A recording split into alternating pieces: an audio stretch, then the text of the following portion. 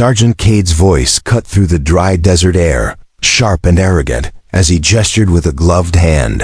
His brand-new optics-laden rifle held loosely like a symbol of modern warfare. His focus was not on a distant silhouette, but on the old man standing quietly at the adjacent firing lane. "Rangemaster said we had a guest," he muttered. "Didn't say it was someone who wandered off from the retirement home." The old man, Samuel Finch, didn't flinch as he unwrapped a long, heavy object from an oilskin cloth, his slow, deliberate movements treated with an almost sacred reverence that seemed out of place at the high-tech range. The young rangers around Cade snickered, confident and polished, proud residents of this digital targeting, ballistic computer temple. "Hey Pops, you hear me?" Cade pressed, stepping closer, a bull of a man barely 25, all muscle and bravado. "This is a live-fire range for active-duty personnel, not a museum."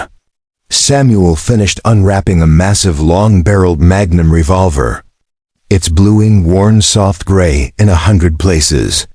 Its wooden grip darkened and smoothed by years of use. A clunky, oversized scope mounted crudely on top. One of the rangers, Private Chun, leaned in and scoffed that it looked ready to fall apart. Cade laughed harshly and mocked the relic, asking if Samuel planned to hunt Dirty Harry fantasies. Samuel finally looked up, his pale blue eyes steady and unsettling, and said the gun had served him well. Cade ridiculed him again, demanding that he pack up the safety hazard. But Samuel ignored him, loading a single handmade cartridge into the cylinder with gentle precision. Cade's temper flared as he stepped forward, shouting that this was a restricted facility where they trained for real-world scenarios, pointing to the 800-meter digital targets shimmering in the heat. Samuel's gaze drifted to the distant targets, reading the wind and heat, mirage the way others read a clock.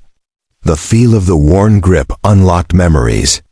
Suddenly the desert heat became the humid jungles of Southeast Asia, the modern scent of gunpowder replaced by cordite and wet earth.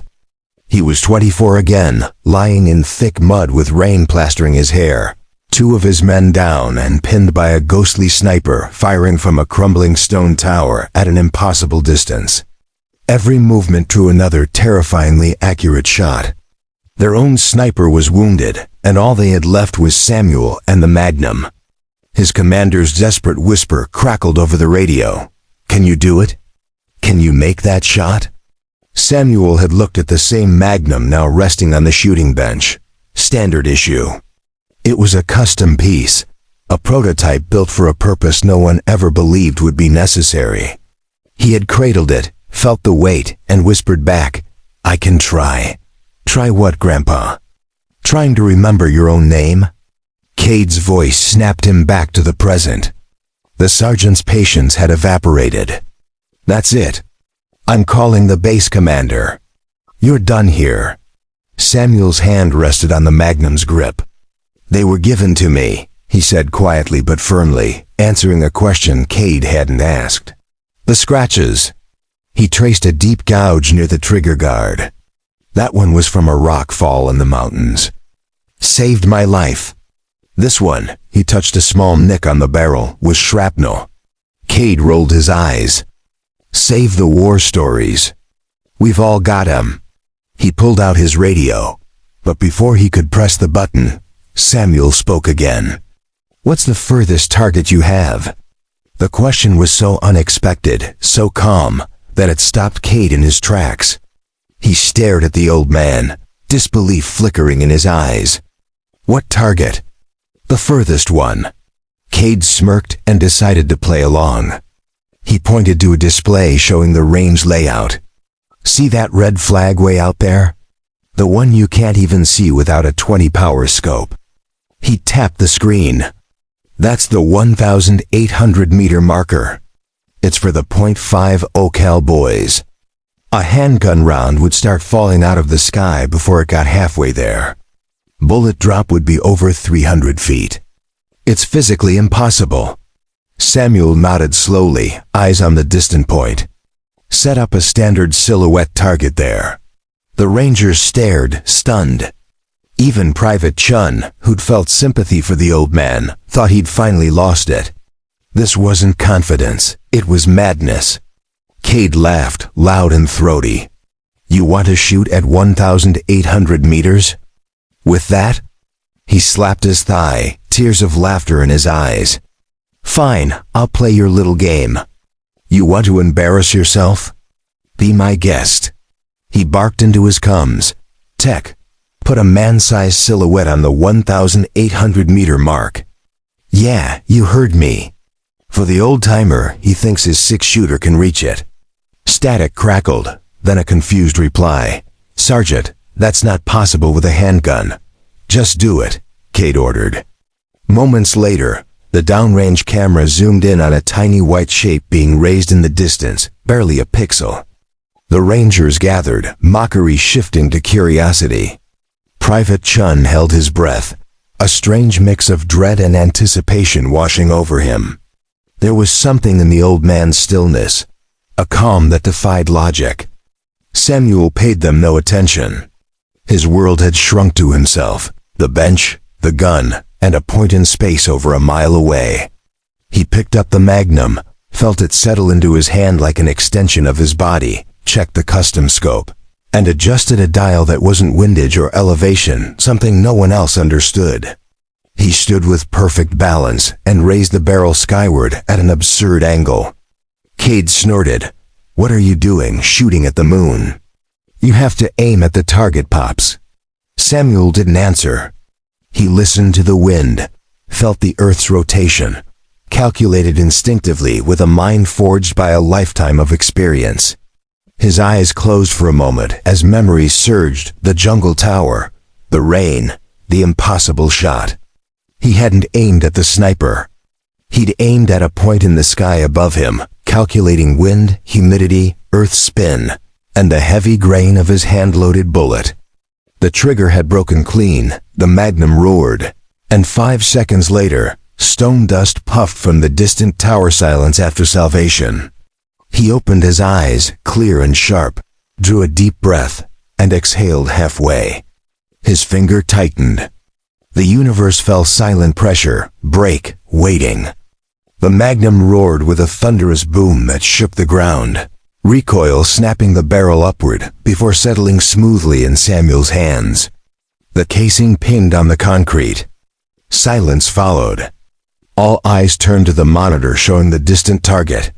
1 second, 2, the Rangers snickered. Cade folded his arms smugly. See? Told you it. A tiny dark speck appeared in the dead center of the silhouette's head. The snickering died instantly. Gasps rippled through the group. The camera zoomed in, sharpening the image until there was no doubt. A perfect dead center shot, punched cleanly between the eyes from 1,800 meters, with a revolver, standing. No one spoke. No one moved.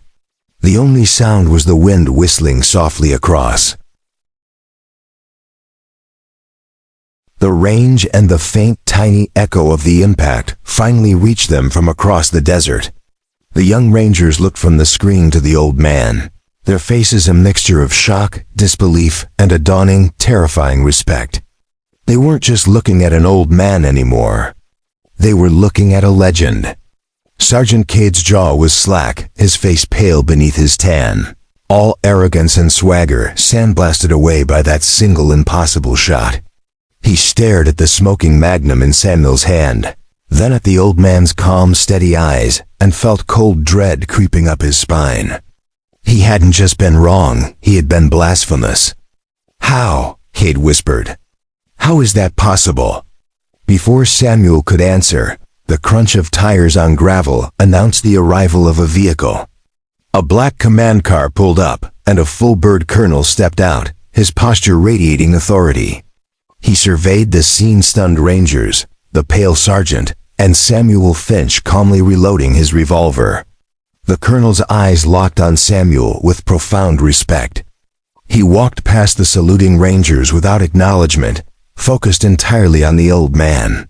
Samuel, Colonel Davies said warmly, I was told you were coming today. I apologize for not greeting you personally. Samuel nodded. "It's all right, James. I was just getting reacquainted." Davies glanced at the Magnum and the image on the monitor, a slow smile spreading. "Reacquainted, are you? Seems you've been giving these boys a lesson." His warmth vanished as he turned to Cade. "Sergeant, report." Cade snapped to attention. "Sir, we had a civilian on the range. I was questioning his authorization and his equipment." "His equipment?" Davies repeated coldly. He approached the bench and looked at the revolver without touching it. "You mean this relic? This piece of junk?" Cade faltered. "Sir, do you have any idea what you're looking at, Sergeant?" Davies cut him off, fury rising. "You see a broken-down gun? I see the hand of God. That's what they called it. The only one ever made. Built to the personal specifications of the man holding it. That custom scope doesn't measure windage. It measures barometric pressure, humidity, and Coriolis effect. That gun in his hands is not a firearm, it is a ballistic miracle." He stared Cade down. "And the man you see, an old-timer, a grandpa, I see the founder of the very unit you're so proud to be a part of. I see the man who wrote the book on long-range marksmanship. A book you probably skimmed in training and thought you understood. I see the phantom who held a mountain pass alone for 72 hours with nothing but that revolver and 10 rounds. Saving an entire company from being overrun in action so classified it earned no medal. Only the gratitude of the few who know the truth." Davies stepped closer, his voice a harsh whisper. "You stand on a range built from his designs. You used tactics born from his blood and sacrifice. You mocked a living monument. You dismissed a legend. You have no idea the honor you were just given, standing in his presence, and you spat on it." Silence crushed the Rangers. They looked at Samuel anew, seeing dignity as strength, gnarled hands as instruments of impossible skill, clear eyes as the windows of a man who had seen and done what they could only imagine. Cade's world shattered. Shame replaced arrogance. He stepped toward Samuel and executed the sharpest salute of his life. "Sir," he choked, I have no excuse. My conduct was unacceptable. I'm deeply sorry for the disrespect I showed you." Samuel saw in him a reflection of his own youth, the same fire and stubborn need to prove himself. He gently pushed the salute down. "At ease, Sergeant," he said softly. "Pride is a heavy pack to carry. Better to set it down before it breaks your back." He glanced at the Magnum, then back at Cade. "The gun is just steel and wood. The uniform is just cloth. They don't make the soldier. The heart does. The will does. Respect isn't about what you can see, it's about what you're willing to learn from those who walked the path before you."